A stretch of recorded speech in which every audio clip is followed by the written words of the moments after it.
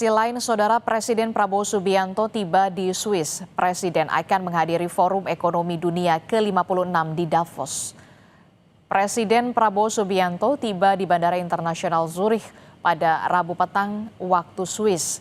Di bandara, Presiden disambut oleh Duta Besar RI untuk Konfederasi Swiss Igede Ngurah Swajaya dan Atase Pertahanan KBRI Paris, Marsma TNI Hendra Gunawan. Presiden dan juga jajarannya akan menghadiri Forum Ekonomi Dunia atau World Economic Forum 2026 di kota Davos, Swiss yang dimulai pada Kamis waktu setempat.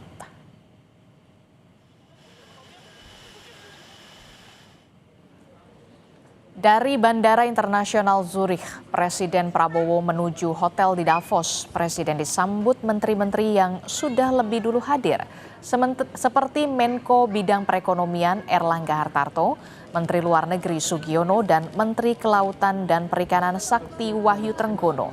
Beberapa diaspora Indonesia juga menyambut kehadiran Presiden di Swiss.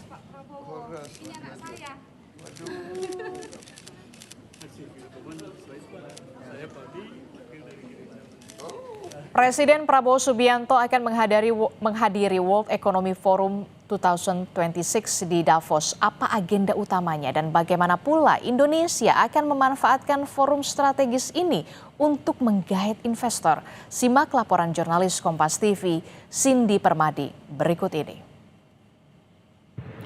Saudara, pukul 8 malam waktu Swiss, Presiden Prabowo Subianto sudah tiba di hotel untuk menghadiri agenda utama, yaitu adalah menyampaikan pidato kunci atau special address di World Economic Forum 2026 atau Forum Ekonomi Dunia ke-56 yang rencananya dilakukan pada hari Kamis 22 Januari pada pukul 14 waktu Swiss, atau kalau kita hitung perbedaan waktu di Indonesia berarti sekitar pukul 20 waktu Indonesia Barat.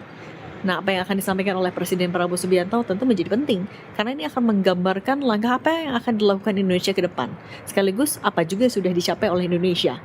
Kalau sedikit bocoran dari Seskap tadi Indra Wijaya, ketika masih berada di London, Inggris, negara sebelum Swiss yang dikunjungi oleh Presiden, yang dibocorkan sedikit adalah Presiden juga akan menjelaskan soal apa saja yang sudah ia lakukan, baik itu sebelum maupun setelah menjabat sebagai Presiden.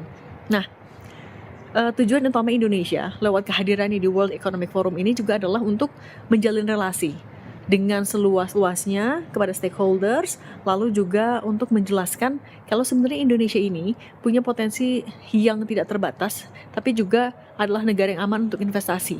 Nah, bentuk realisasinya ini untuk lebih mudah diterima oleh para calon investor, Indonesia mendirikan sebuah Indonesia Pavilion di Davos, masih di area World Economic Forum itu.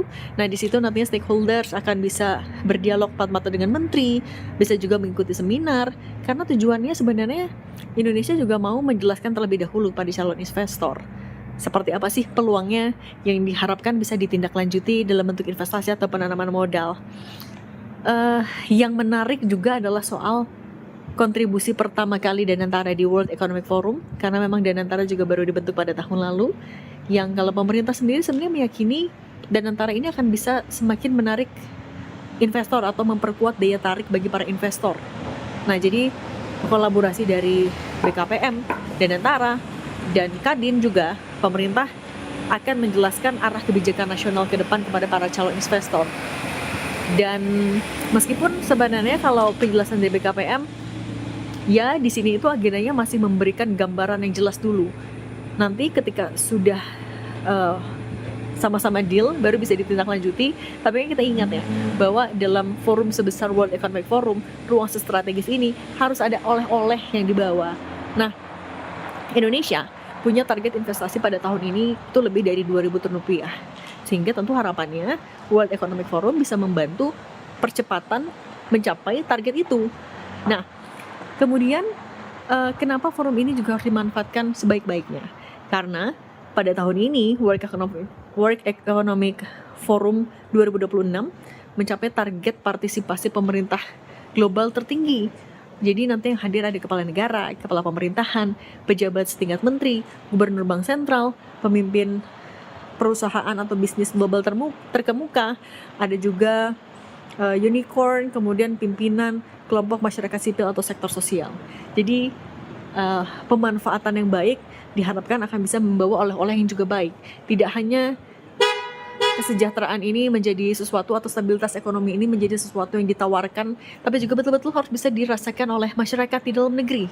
Karena Indonesia juga punya cita-cita mencapai pertumbuhan ekonomi 8% di tahun 2029. Sini Permadi, Kompas TV, Swiss.